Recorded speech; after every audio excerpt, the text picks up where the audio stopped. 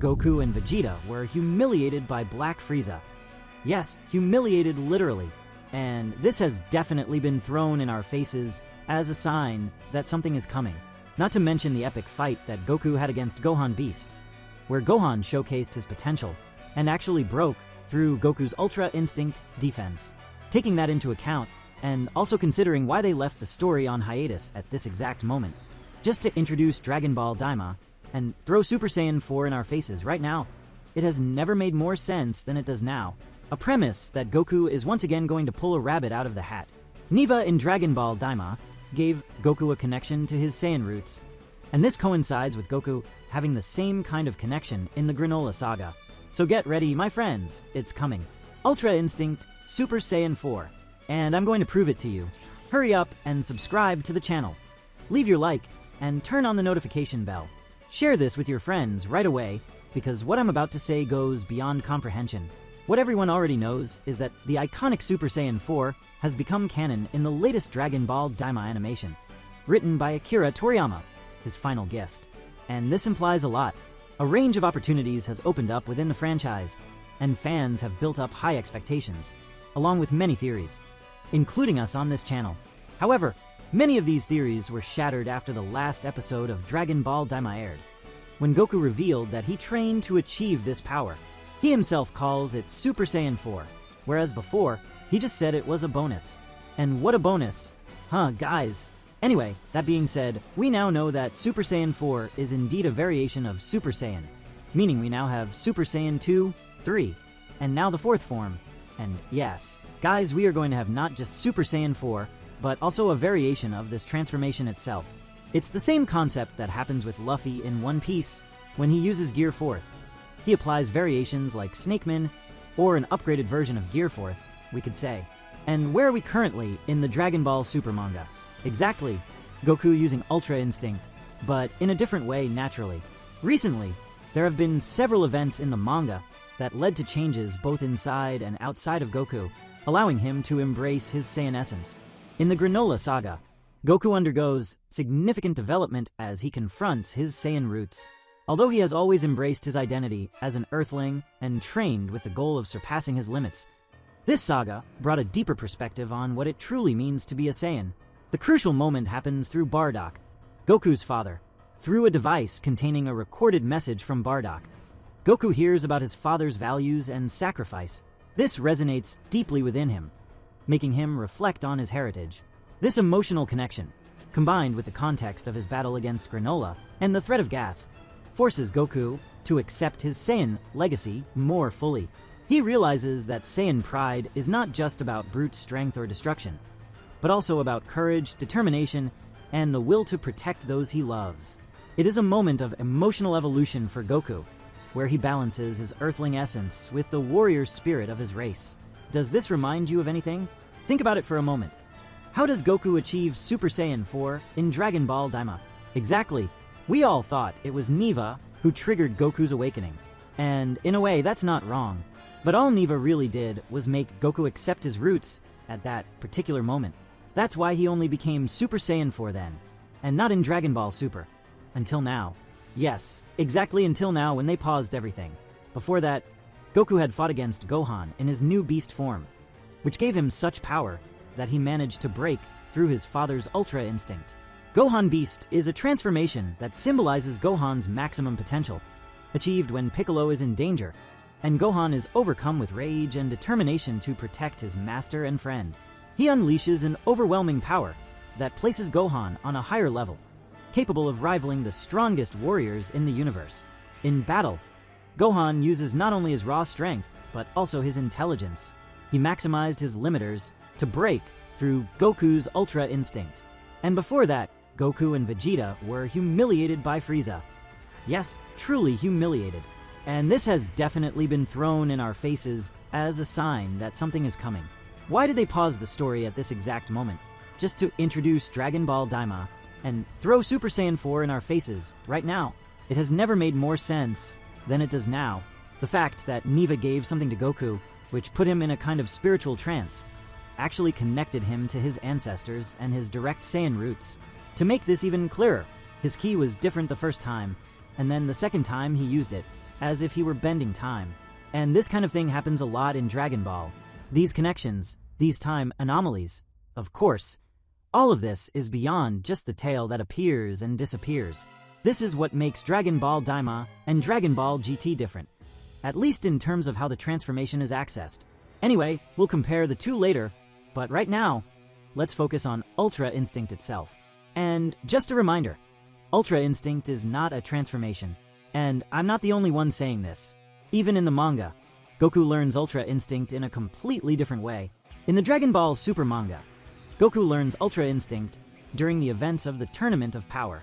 This state is an extremely advanced technique taught by the angels like Whis, and it is based on the concept of completely separating thoughts from the execution of movements, allowing the body to react instinctively to any situation. It is an incredibly difficult ability to master, and is usually restricted to beings with an exceptional level of power and control. In the Dragon Ball Super manga, during the Tournament of Power, Goku receives an essential lesson from Master Roshi that directly influences his journey toward Ultra Instinct. In a key moment, Master Roshi demonstrates the importance of clearing the mind of distractions and trusting the body's natural instincts. He teaches Goku about the absolute calm required to access a state where the body acts on its own, without relying on conscious thoughts. This lesson marks a turning point for Goku, who begins to understand better what is needed to reach Ultra Instinct. Although he still depends on extreme situations, like his confrontation with Jiren, to unlock this ability, Master Roshi's teachings plant the seed for him to evolve on this path. This approach is more technical and philosophical, emphasizing Goku's gradual learning and internal development rather than just a physical transformation. It is a beautiful tribute to Master Roshi's wisdom, showing how even the old master still plays a fundamental role in the growth of warriors. In the anime, Ultra Instinct is presented in a more dramatic and visually impressive manner. Goku unlocks this state for the first time by absorbing the energy of a spirit bomb that he himself launched at Jiren. During the climax of the Tournament of Power, he reaches the complete Ultra Instinct form, with silver hair, by temporarily mastering this technique. The physical transformation in the anime symbolizes the grandeur of the power acquired. However, Ultra Instinct in the anime is treated more as a combat transformation, focusing on its visual form and impact in battle. The reaction of the characters in the anime and manga varies in nuance. In the anime, Ultra Instinct's physical form generates immediate surprise and reverence, with gods and other warriors being impressed that a mortal has reached such a state. In the manga, the focus is more on the practical application of Ultra Instinct and Goku's continuous evolution in integrating this technique into his fighting style. This more technical approach in the manga reflects Goku's effort to completely master the power and transcend limits. These differences highlight the narrative style of each medium. The anime bets on grand visuals and moments of emotional impact, while the manga explores deeper concepts and detailed techniques. Now I have reached the point I wanted. Since it is a technique, Goku can use it alongside a transformation, thus bringing Super Saiyan 4 after some training with Whis. This would happen after he fully embraces his Saiyan pride and discovers this power in practice rather than just theory. And that is wonderful, to imagine such power. This would be the only way for Goku to surpass himself. Broly, Gohan Beast, and Frieza, and even Vegeta, who evolves as he takes damage with his Ultra Ego, will go far beyond. And Goku will once again need to pull something out of his hat. And he has done this many times before. Let's recall some of those times when he pushed himself to the limit and even nearly died doing so. Goku is a master at innovating during battles, combining transformations and techniques in a strategic and daring way to overcome challenges. One of the most notable combinations was when he merged Super Saiyan Blue with Kaioken during his fight against Hit in the tournament between Universe 6 and 7 in Dragon Ball Super. Super Saiyan Blue is already an extremely powerful form, but Kaioken exponentially amplifies that power. By using this combination, Goku reaches impressive levels of strength and speed, but at a great cost. Kaioken puts devastating pressure on his body, which could result in serious injuries or even an inability to fight if used for too long. Still, at that moment, Goku demonstrated exceptional mastery of the technique, showing how much he is willing to risk to win. Another memorable occasion was when Goku combined incomplete Ultra Instinct with a calculated use of his basic abilities, such as the Kamehameha, during the Tournament of Power. While facing Jiren, Goku accessed Ultra Instinct in its imperfect form. Even without fully mastering it, he used its effectiveness in automatic reflexes to create openings against his opponent and, in a final moment, channeled this ability into a powerful Kamehameha that forced Jiren to retreat. In this case, the combination didn't involve another transformation, but it was an example of how Goku adapts his techniques to a new form of combat. Another subtle but remarkable example appears in his fight against Moro in the final arc of the manga, upon reaching complete Ultra Instinct. Goku combines this transformation with techniques like instant transmission and his precise energy control. He uses these elements to fight fluidly, without wasting movements or energy, embodying the absolute calm required for Ultra Instinct. This synergy between techniques and transformations demonstrates Goku's evolution. Not only does he seek raw power, but also combat efficiency. These moments reflect how Goku is not only powerful, but also incredibly creative and strategic in battle, adjusting his fighting style as needed to triumph. The combination of these abilities always brings risks, but also iconic moments that elevate his fights to an epic level. If Goku were to combine Super Saiyan 4 with Ultra Instinct, it would create a fusion of raw power and technical refinement that could be absolutely devastating in combat.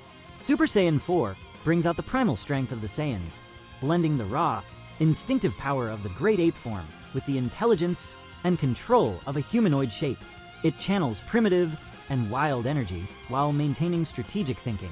Now imagine this form being complemented by Ultra Instinct, which is a divine technique focused on absolute calm and automatic movement, without interference from conscious thought. This combination would allow Goku to maintain the explosive intensity of Super Saiyan 4 while moving with the perfect precision and fluidity that Ultra Instinct provides. In practice, Goku would be practically untouchable. The colossal power of Super Saiyan 4, amplified by the ability to dodge and react instantly to any threat, would make this form the embodiment of the perfect balance between strength and skill. He could fight with total ferocity, without wasting energy or movements, making him an unstoppable force.